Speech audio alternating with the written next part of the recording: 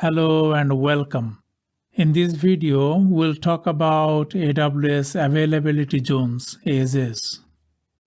An AWS Availability Zone consists of one or more discrete data centers. Each data center has redundant power, networking, connectivity, and housed in separate facilities. Data centers are located many miles apart from each other. However, they are close enough to have low latency and reduces the risk of all of them going down if a disaster happens. They are designed and built such that it makes the cloud services robust and fault tolerant.